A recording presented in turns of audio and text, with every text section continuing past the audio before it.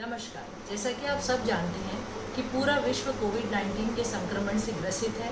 हर कोई अपने स्तर पर ये प्रयास कर रहा है कि कैसे इस संक्रमण से दूर रहा जाए। इसी कड़ी में प्रगति परिवार की ओर से हमारा एक प्रयास है कि योग की कुछ क्रियाओं के द्वारा हम सभी को अपने श्वसन तंत्र को मजबूत रखने की ओर प्रेरित करें।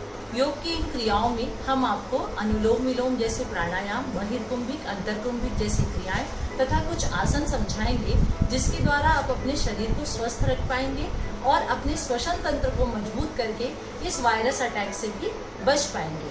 आपसे विनम्र निवेदन है कि जब आप इन आसनों को करें तो कोई खुली या हवादार जगह को चुनें। बेहतर हो कि अगर आपके घर में तुलसी का पौधा है, गमले में लगा हुआ है, तो उसको अपने करीब रखें ताकि आपके आसपास का वातावरण शुद्ध हो और इस शुद्धता के एहसास के साथ आप अपने शरीर को स्वस्थ बनाने के लिए ये प्रयास कर सकें। आगे पीयूष शर्मा आपको इन सारे आसनों को करके दिखाएंगे।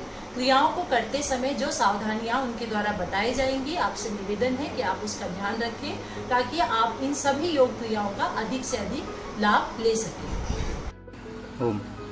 जैसा कि आपको मैम ने बताया कि हम आपको अपने श्वसन तंत्र को स्वस्थ रखने के लिए कुछ आसन और प्राणायाम के बारे में बताएंगे, जिसको आप अपने घर पे बहुत ही आसानी से कर सकते हैं।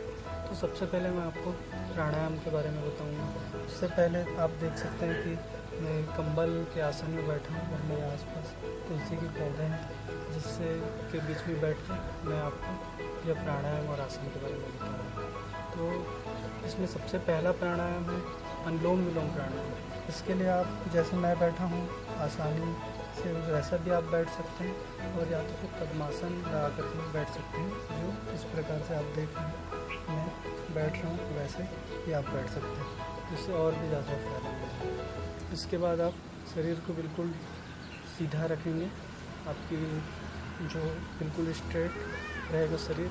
और सबसे पहले इसमें क्या करना है कि बाएं नथुने को बंद करके दाएं नथुने से श्वास लेना है, फिर लंबा गहरा सांस लेना है। उसके बाद बाएं से छोड़ना है, धीरे धीरे छोड़ना है। ध्यान रखिए, धीरे धीरे सांस लेना है और धीरे धीरे ही छोड़ना है, जल्दी जल्दी नहीं छोड़ना। और उसके बाद जिधर से श्वास छोड़ा बाएं नथुने से, उधर से श्वास लेना है और दाएं छोड़ना है। इस प्रकार किया एक बार होगा। इसी प्रकार आप इसको 15 बार कर सकते हैं। मैं आपको एक बार करके दिखा रहा हूँ।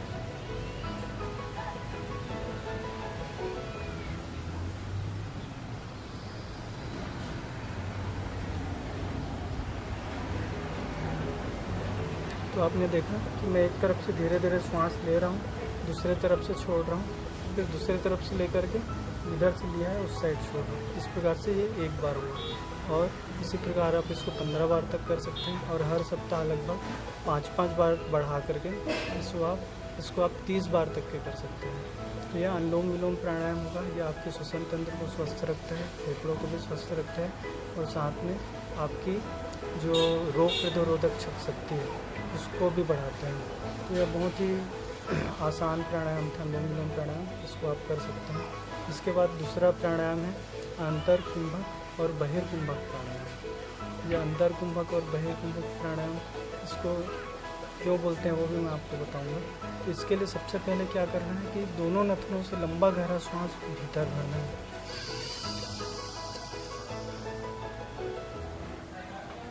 और भीतर भर करके दोनों नथनों को फिर बंद कर देना है, और श्वास को भीतर भर करके दोनों नथनों को फिर बंद कर देना है, और श्वास को भीतर ही रोके रखना है। इसको अंतरकुंभक बोलते हैं। और तो जितने देर तक के रोक सकते हैं, आपकी क्षमता है प्रारंभ में उतने देर तक के रोकें। वैसे 1 मिनट तक के रोक सकें तो बहुत अच्छा है। धीरे धीरे करके समय बढ़ेगा 1 मिनट तक के। शुरू में आप जितनी देर तक की आपकी क्षमता है उतनी देर तक के रोकें। उसके बाद फिर जब रोकने के बाद फिर धीरे धीरे श्वास बाहर छोड़ना है, फिर 1-2 श्वास सामान्य लेना है। उसके बाद आप पूरा श्वास बाहर छोड़ दें, और पूरा श्वास बाहर छोड़ने के बाद फिर से नाक को बंद कर दें और श्वास को बाहर ही रोके रखें, भीतर फेफड़े पूरे खाली रहें। उसके बाद जितने देर तक आपकी क्षमता है आप रोके रखें। और उसके बाद फिर धीरे से आप श्वास भीतर ले सकते हैं। इसमें आप जो बाहर श्वास रोके रखेंगे उसका समय लगभग 40 से 45 सेकंड होगा। इतने समय तक के आप रोक सकते हैं बाहर। एक बार मैं प्राणायाम आपको करके बताऊंगा।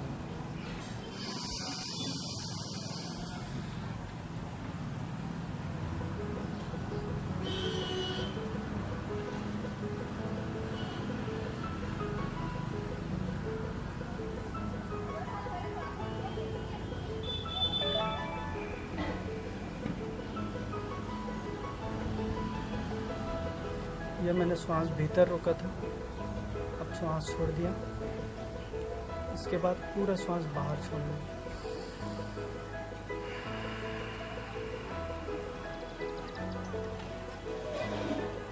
अब श्वास छोड़ दिया। इसके बाद पूरा श्वास बाहर छोड़ना।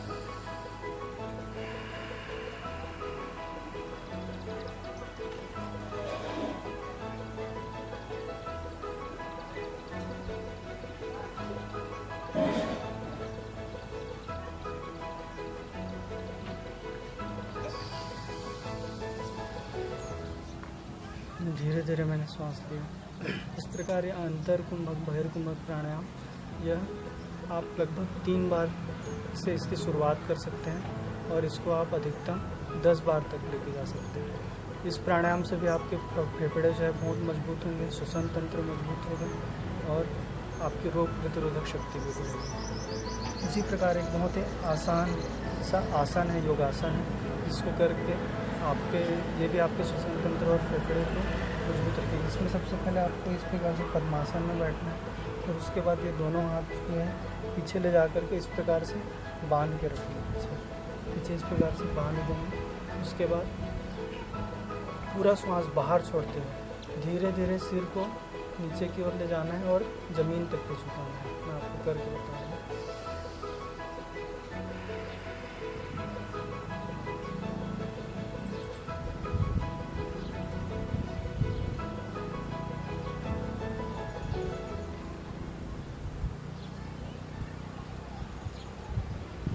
इसको भी आप अपनी क्षमता अनुसार जितनी देर तक हो सके नीचे झुक कर के रह सकते हैं और जब आप असहज महसूस करें तो धीरे धीरे श्वास लेते हुए बाहर ऊपर की